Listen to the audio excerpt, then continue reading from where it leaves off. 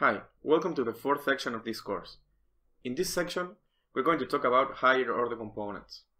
Higher order components is one of my favorite subjects in modern web development because of how elegant and reusable makes your code once you start applying this pattern. So I hope you enjoy it. In this video, we're going to understand what higher components are and see the benefits of using this pattern in React projects. So let's start. Before jumping to the higher order components definition, let's start by explaining a previous concept, which is higher order functions. What are higher order functions? Well, it's basically a JavaScript function that takes one or more functions as argument. The first important thing to understand is that a higher order function is just a plain regular JavaScript function. But this type of functions met two specific conditions in order to be higher order functions, which are that it should take one or more functions as arguments and should return a new function, and those are: the first one is that this function should take one or more functions as argument, and the second one is that this function might return a new function as a result. Okay, so basically a higher order function is a function that returns a new function or that takes functions as arguments. A little bit tricky, right? Having learned this concept, now we can understand what higher order components are. And basically, higher order components is a function that takes a component and returns a new component. It's important to know this definition in order to understand what we are going to do further in this section. So take a look to this line of code. We have this higher order component function, which takes the wrapped component, which is just a regular React component, as a first argument, and in result returns an enhanced component. What this higher component function does is taking the wrap component and apply some operations in top of it. It can be anything you can think of, or just adding some functionality, or not even rendering a component itself, whatever other type of thing that you can imagine. It's important to understand that higher order components is not part of the React API, but it's a common pattern that emerged from React compositional nature.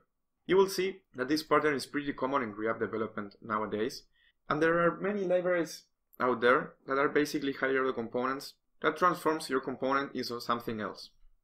We can think as higher order components, whereas a component transforms props in UI. Remember, that's basically what a component or React component does. We can say that a higher order component transforms a component into another component. And this is funny, because we already used higher order components previously in this course. And that was when we learned about Redux. Remember the Redux Connect helper? Well, that's basically a higher order component. Redux Connect takes some arguments and returns a new function that takes a component as a prop. What this higher order component does is mapping our Redux state and passing by some values into the component props. Actually, Redux Connect is a very good example about higher order components, because it's not just a function that receives a component itself, but it is a function that receives some parameters. Remember the map state to prop and the map dispatch to prop, and that function returns the higher order component itself, which is the function in which we pass the wrap component in order to enhance or extend our component functionality. Interesting, right? But you might be wondering why we should use higher order components, right? It seems a little bit more complicated sometimes. Well, it turns out that higher order components have tons of benefits that we can use to make our code better. And those are: the first one is that higher order components isolates complexity. Let's think about Redux Connect. We don't have any idea about what Redux Connect does under the hood, right? However, we can just import Connect and use it right away and have all the functionality that we want without even caring about the complexity of the implementation. And that's something very powerful. Also, they're very useful for reusing component logic throughout our application. Or we can think on some other higher order components that we can create ourselves to reuse logic in many other components inside our application. For example, imagine you have some function that you want to apply anytime a new route gets loaded inside your application. You will probably call this function on the component did mount lifecycle hook or similar, and you will have to repeat this logic in all routes inside your application. By using a higher order component, you can just write that logic once and then wrap all the routes inside these higher order components by just importing it. We will do something very similar in the following videos. Higher order components are also useful for injecting props to a component without knowing where those props came from. This is exactly what Redux Connect does, but it's not just for Connect itself. We can apply this concept and apply it everywhere.